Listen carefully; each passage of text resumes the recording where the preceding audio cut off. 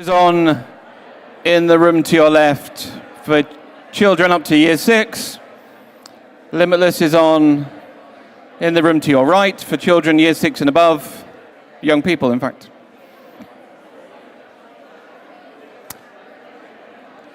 And the rest of us, let's come and grab our seats.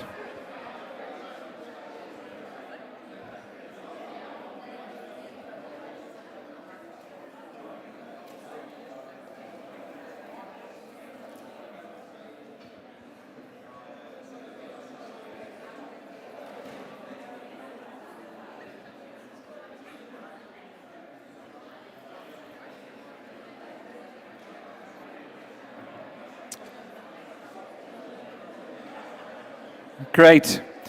You're a raucous bunch this morning.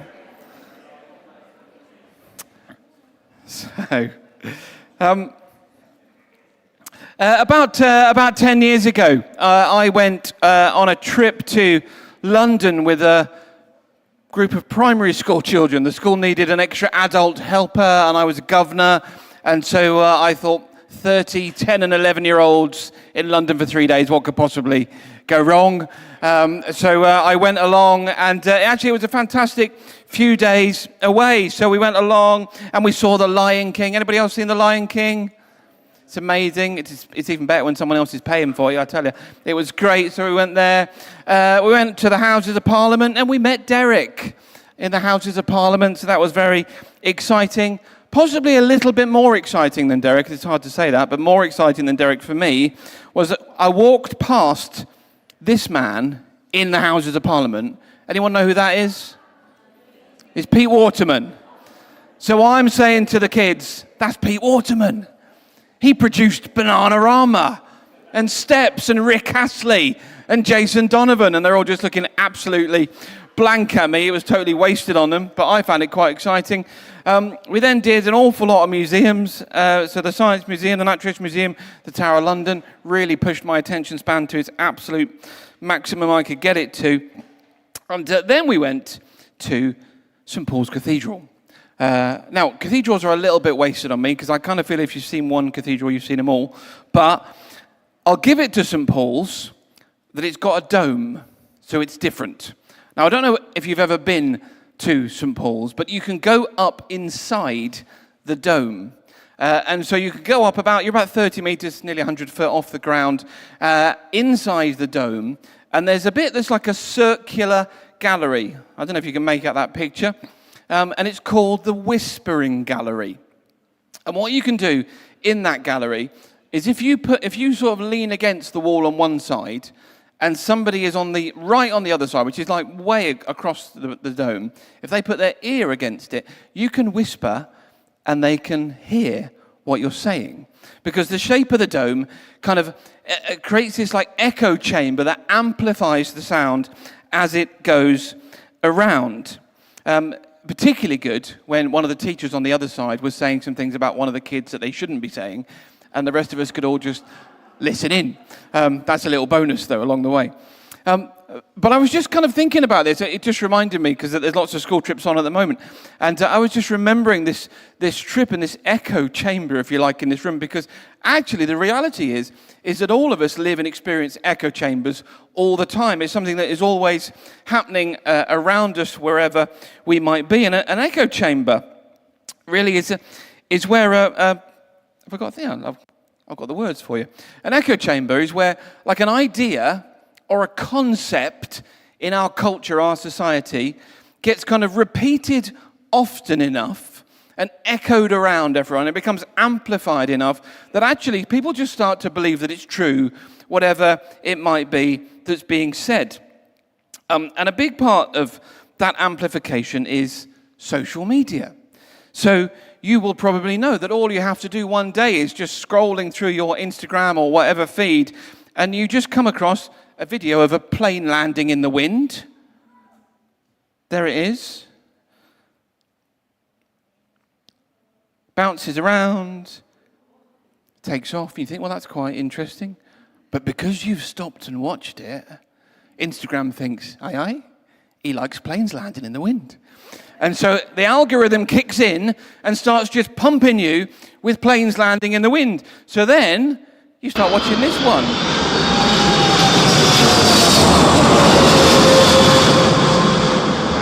A vortex.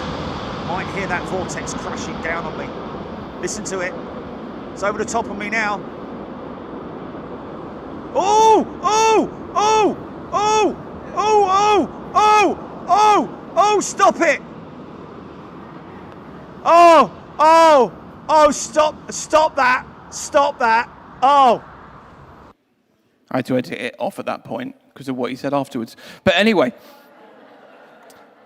Instagram thinks you're some kind of like weirdo plane landing in the wind lover and just keeps throwing it back to you. And it happens constantly, this kind of echo chamber as ideas just keep bouncing around us and kind of being amplified. Now, of course, when it's just a plane landing in the wind or a shark attack or something like that, which you watch all these videos as I often do, it doesn't really matter that much. But when it's something ideological, something political, something cultural, actually, it becomes a more significant thing in our society. Because what you can end up with is, as this same ideas just keep bouncing around our culture, you end up with this thing called confirmation bias, where you start to think that's true, and then because you hear it from so many other places, you start to believe that it must be true. Because you keep seeing it and you keep hearing it. Of course, the reality is, it's just the algorithm on your social media that just keeps chucking it at you constantly. Of course, it can have some really negative consequences, and we've seen that all too often, sadly, in the news as well. And the reason I'm kind of starting with this is really I just want to introduce this kind of idea that in our culture, in our society that we live in today here in the UK, there are some beliefs and there are some ideas that have become so entrenched that we kind of just believe they must be true. They echo around British culture. They echo around our media. And they are just constantly reaffirmed and affirmed. And eventually this confirmation bias kicks in and we end up believing that they must be true. And of course, here we are as Christians in a church. We live in the same world that everyone else does. And so it's very easy for these same ideas to infiltrate to us as well. And before we know where we are believing the same things as the world because they sound very plausible. And here's what we end up doing, is we think it sounds so plausible that probably the Bible says it. It sounds so plausible that probably Jesus even said it, or if he didn't say it, he probably thought it. So over this month, what I want to do in the Sundays when I'm speaking is just pick out some of these beliefs that have become totally entrenched in our culture, but are actually very suspect. And we're going to be looking at some things that are things that Jesus never said. And there are reasons why he never said them, because they're wrong. And we're going to have a little look at that, and we're going to try and sort of get under the bonnet a little bit and try and actually work out what is going on, what is the lie that is at the root of this, and then what did Jesus actually say about this thing. So these are some of the things we're going to look at over the next few weeks. We may not all of them. I don't know. We'll see how we go. Follow your heart. Follow your dreams. Going to talk about that this morning a little bit. Be true to yourself. Going to look at that one. Live your best life now. Do what makes you happy, and you deserve it, girlfriend. You deserve it. Sorry, that was really cheesy and awful, wasn't it? And on each of these, we're going to try and, as I say, just dig under the surface, try and work out what is the lie that the world is echoing, and what is it that Jesus actually says. So today, follow your heart, follow your dreams. It sounds absolutely great, doesn't it? It sounds fun, it sounds liberating, it sounds empowering, it sounds very 21st century. No one can tell you what to do apart from you and your own heart. Just follow your heart. This is the dominant theme of pretty much every film that is put out by the greatest influencer of our children nowadays, Walt Disney. Every film is about follow your heart. So whether it is Tangled and Rapunzel's in the tower, but she wants to follow her heart, and so she goes. Or whether it's the Little Mermaid, and she's being held captive by her overly dominant father, and so she wants to follow her heart and become a human. Or whether it's Aladdin. And as Aladdin and Jasmine ride on the magic carpet. I'm going to go back and pretend that I'm reading the words that I know off by heart, because it would be embarrassing if I knew these off by heart. They sing, I can show you the world, shining, shimmering, splendid. Tell me, princess, now when did you last let your heart decide? That's the question of our age, isn't it? When are you going to let your heart decide, and when are you going to follow what it says? It sounds really empowering. The problem with it, though, is that when we say, follow your heart, what do we actually mean? Because I think this is what we mean. Follow your desires. We're basically saying, do whatever you want. Just, it's like if it makes you happy, do it. If it's what you want to do, just go for it. Follow the desires that you've got inside you, which, of course, is a really weird way to live, isn't it? To follow every desire that you have inside of you.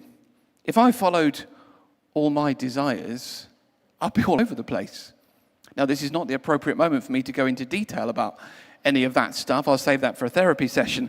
But if I followed my desires, I would be even fatter than I am, because I love chocolate. My heart says chocolate. And so if I always followed my heart, and I do quite often, to be fair to it, but if I always followed my heart, I'd be fatter. For a lot of people here, actually, if you followed your heart, there'd be marriages that'd be an absolute mess, wouldn't there? Let's be honest.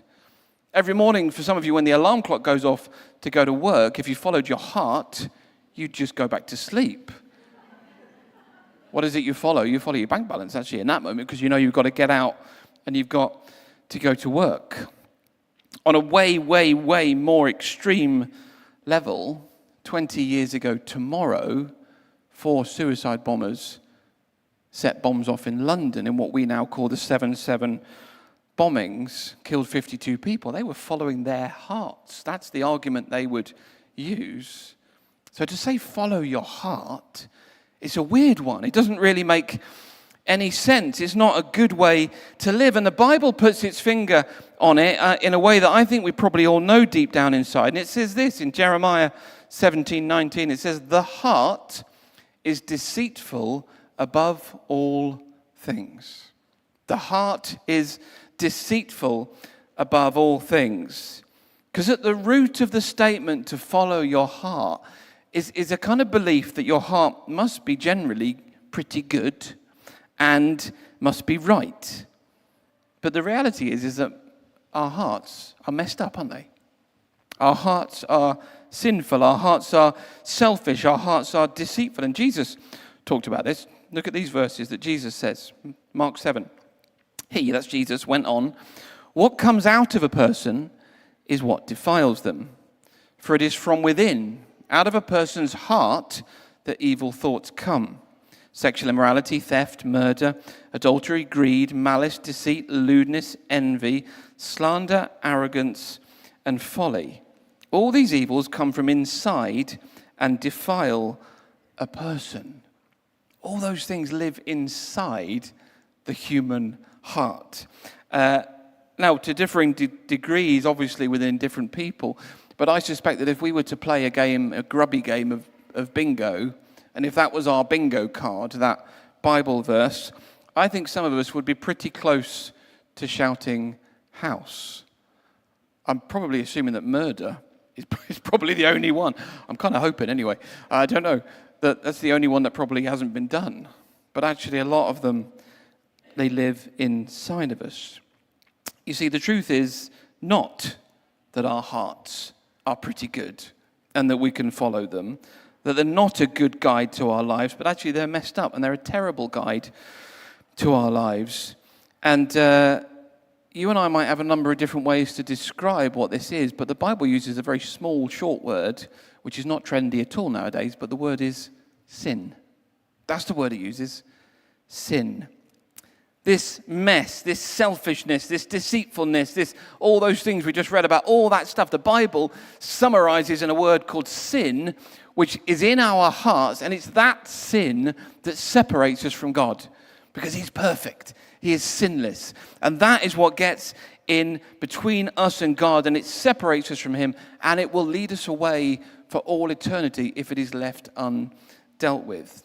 So I want to put it to us this morning, as we're just kind of thinking about this, that actually our hearts were never meant to be followed. They were never designed in that way. To follow your heart is to like follow a kid into a sweet shop. It's like chaotic whatever, isn't it? Just like everywhere. But actually our hearts are meant to be led. They're not meant to be followed. They're meant to be led. And I think the best way to live is to follow a truth that is outside of yourself, and that truth has a name, and his name is Jesus.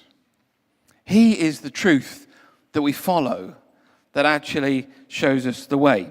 Now, Jesus actually says that phrase loads of times. He says, follow me loads of times in the New Testament. If you go through the 4 gospel accounts, Matthew, Mark, Luke, and John, that describe the life of Jesus, you'll see over and over again, he says, come follow me. Can I tell you, there is one thing that Jesus never says. He never says, yeah, man, just follow your heart and just it'll be all right. He never says that. He never says, follow your dreams and all will be well. They are things that Jesus never said. He said, no, your hearts are messed up. Your hearts are deceitful, they're sinful. Your hearts are not designed to be followed. Your hearts are designed by God to be led. And so he says, come and follow me. Come and follow me, and I will show you the way. Set your heart on the path and the direction of following me. Now, one of the strongest pictures, one of the strongest kind of analogies in the Bible is that of Jesus being a shepherd. It's one that runs all the way through. And so it's Jesus being a shepherd, and the people are like sheep. And so Jesus opens it up in a passage called John chapter 10. And he says this, he says, I am the good shepherd. And the good shepherd lays down his life for his sheep. And just before this, he's spoken about the sheep, that's people, knowing his voice and following him. And then he sets up this kind of amazing, crazy picture of how we as people are sheep, and he is a shepherd and we follow him. Now, can I let you into a little secret this morning, a little guilty pleasure? I think I might have admitted this before. Don't panic though, it's not. I was going to say it's not that bad, but I think some of you might think it is that bad. I'm just going to say it. I like watching Clarkson's Farm. Does anyone else watch Clarkson's Farm? I'm sorry. All right, it's out there now. This is therapy, isn't it? I'm not necessarily giving it an endorsement this morning, okay? I'm just saying I watch it. So, not that argument holds any water at all. But if you've never seen it, Jeremy Clarkson owns, in real life, he owns a 1,000-acre farm in Oxfordshire. And the program follows him running the farm over the course of a year. There's just been a new series out. But a few years ago, one of the sort of features of the series was him being a sheep farmer. And he's got 80 sheep, and they just keep escaping and jumping everywhere. And look, here they are. Farming is hard. I'm going to get kicked out. Don't do that. No. You've got to be in front of them. They're just trampling the crop. No. And it just goes, that was the only bit I could show that was suitable in church. And I had to edit that as well. So that's why I'm not endorsing it. But anyway, there was a little bit in that you probably didn't quite catch it. When the shepherd is off camera and the shepherd shouts to Clarkson, he says, you've got to be in front of them. They're going up the road and he says, you've got to be in front of them. Because in other words, sheep need to be led. If you just set sheep off, they'll just go all over the place. They're like jumping over things or, just every which way they fancy going. They will be totally chaotic. Sheep need to be led. Someone needs to be out the front of them, showing them the way and drawing them that way. And that's the picture that the New Testament gives us of Jesus as this good shepherd. He walks in front of us and we follow him. That's the biblical picture. He leads us, he guides us, he protects us, he shows us the way. And as we follow him, he says this in John chapter 10. Jesus says, I have come that they may have life and have it to the full. That's right there in the middle of that whole passage about him being the shepherd and us following. He says, I have come to have life and have it to the full. You might know it in an old English version where it talks about abundant life or to have life abundantly. And that original New Testament Greek word for full life or abundant life, it means all of that, and it means over and above. It means exceedingly. It means greater. It's a kind of big, extravagant, huge, word. It's hard to translate it into English because we haven't got words that are kind of big enough in one word for it. And so following Jesus is about being given this huge, big, extravagant life from him. In other words, although you might think that true freedom comes by following your heart, that if you look inside yourself, you will find ultimate happiness, Jesus actually says the opposite is true. You need to look outside of yourself, and you need to look at him, and you need to follow him, because he is the only one who can give us what we really need, which is forgiveness from our sin. He's the only one who can do that. And that is what an abundant life looks like. Someone who's forgiven. Someone who knows peace with God because they've received it through Jesus. And how has he done that for us? Well, we've actually already read it. I don't know if you noticed it in this verse here. He said, I'm the good shepherd. The good shepherd lays down his life for the sheep. Jesus, the Son of God, God himself, who is the good shepherd, laid down his life for us when he died on the cross. That first Easter weekend at Calvary, just outside Jerusalem, as he lay his life down, as he was killed on that cross. And in that moment, he took all of our sin, all of our mess, all of our deceitfulness, all of the stuff we've been talking about, all of the stuff that we would summarize in the word sin, all of that, and he took it on himself. And he took the anger of God against sin, because God is perfect. And he took it all on himself so that we don't have to face the punishment for it. And actually, even better, so that we get abundant life back in return. You don't have to delve into your heart to try and find any of this stuff, because it's not there. You have to look to Jesus and to follow him. You know, one of the most famous passages in the whole Bible is Psalm 23. The Lord is my shepherd. And it takes up this theme of God being a shepherd and what that means if we follow him. And it shows us actually what this abundant life looks like. I'm going to put the words of it on screen for you. Liz is just going to kind of read it as the words come up.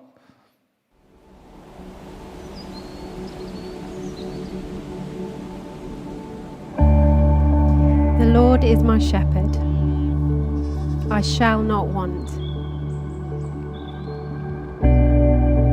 He makes me lie down in green pastures. He leads me beside still waters. He restores my soul.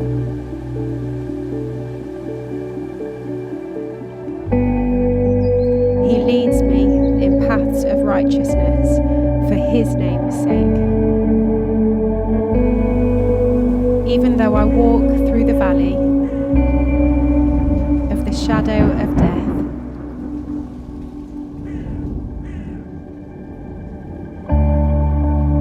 I will fear no evil.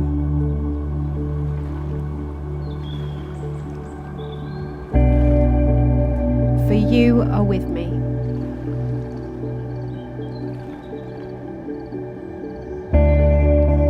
Your rod and your staff, they comfort me.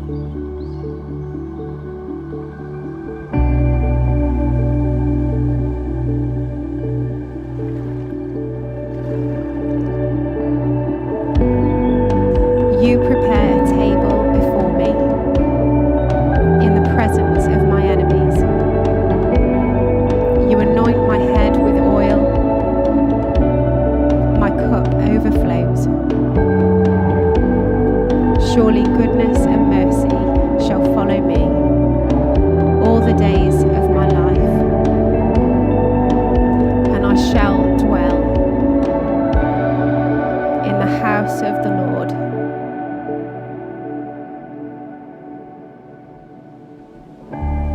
forever.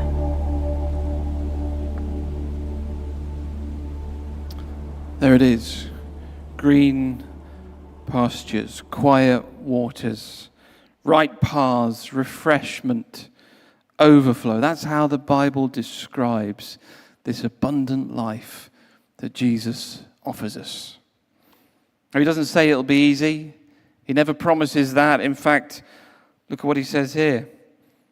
He says, Jesus said, whoever wants to be my disciple must deny themselves, take up their cross daily, and follow me. The life of following Jesus will involve some denial. It will involve sacrifice, self-sacrifice. It will involve not responding to every desire of our hearts. There'll be sacrifices along the way, difficult moments, difficult decisions, moments when it would be easier to just follow your heart and do whatever you want, whatever you fancy, to do whatever feels good. But Jesus says this. He says, whoever wants to save their life will lose it, but whoever loses their life for me will save it. What good is it for someone to gain the whole world and yet lose or forfeit their very self? Whatever we give up to follow Jesus, we get so much more back in return. 36.5 years ago, I gave my life to Jesus. And I started following him. And in that moment, I set a course in my life of following. And I can say that he has given me abundant life. Life to the full. There's other people who've got more money than me. There's other people that got bigger houses than me. They've got better cars. They've got all sorts of other things. Yeah, all that stuff. There's a lot of people who've got a lot less than me as well. But it's not about that stuff. I have an abundance in my heart because of what he's given me. Because he's given me forgiveness. He's given me peace. And he's given me a relationship with God the Father. And I am so thankful to that. I wonder today, maybe you're here for the very first time. Or maybe you've been coming a while, I don't know, but you perhaps just haven't really believed all this stuff about Jesus, but you know you've been following your heart. You've been kind of looking inside and just trying to do all that stuff. And you know, because culture tells us that's what you do, follow your heart. But you know it's leaving you empty. You know at the end of it you're feeling unforgiven. You're feeling a sense of just uneasiness. Well, I want to encourage you today to turn to Jesus. To turn to him and to start following him. To recognize that there is sin in your own heart. We all have it. And to come to him and ask him to forgive you. And he will do it. That is a guarantee in the Bible that if we come to him and ask him to forgive us, he will do it. And he will welcome you in with open arms today. And then follow him. Follow him for the rest of your life. And I will say to you, you'll never regret it because it's an abundant life. If that's you today, then you can take one of these afterwards if you want, have a read more about it. Got these Why Jesus booklets, the little red ones. They're great. They explain, guess what? They explain why Jesus. These ones called Explore. It's Luke's Gospel with a load of other stuff. Grab those. They're on the desk on the way out there. But I want to lead us in a prayer right now. And in a moment, I'm going to ask all of us to close our eyes. And then I'm going to pray some words that maybe you want to pray along with me. You can pray in your heart, if you like, in your mind. You don't have to say it out loud. You can pray to God just silently where you are. And I want to just say, maybe today, for the first time, you want to pray these words. And you want to give your life to Jesus. Ask him to forgive you and start following him. Let's all close our eyes, shall we?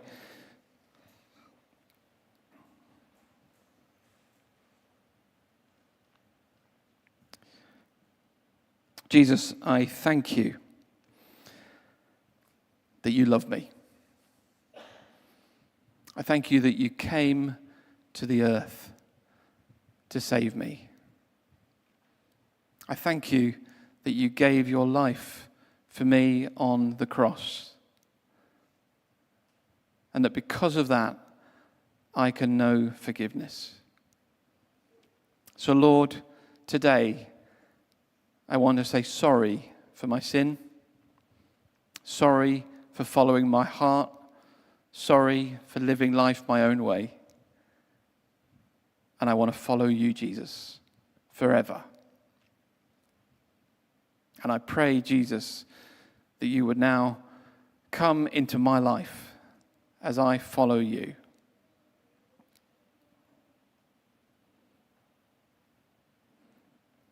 Just with our eyes closed still just for a moment, just want to give a moment. Is there anyone here who's prayed that for the first time? And if that is you, I want to ask you to just put your hand up. I'm not going to ask you to come to the front or anything like that, but just if you've prayed that this morning for the first time, why don't you put your hand up now? Is there anyone here this morning?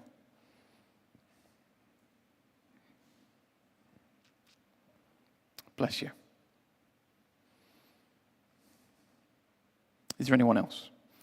Maybe your heart's just pumping a bit at the moment.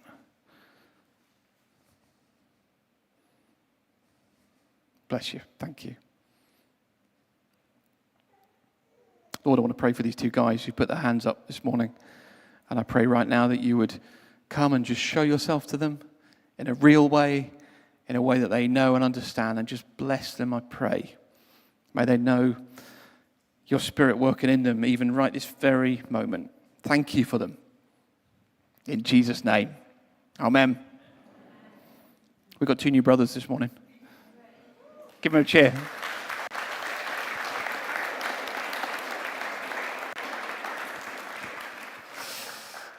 I know both of you guys have come with people, so I'm sure they will connect with you and give you something to and have a chat with you, but I'll chat to you as well afterwards. For all the rest of us here this morning, I want to just give a little quick reset moment, because this stuff from the world just gets in, doesn't it? And before we know where we are, we're just following our hearts, doing whatever we fancy. And it's good, isn't it, just to take a moment to just stop and say, Lord, I'm sorry. I'm following you. I'm following you, Jesus. So if that's you this morning, maybe this is just a moment of reset. We're going to finish with a song, so if you guys want to come up.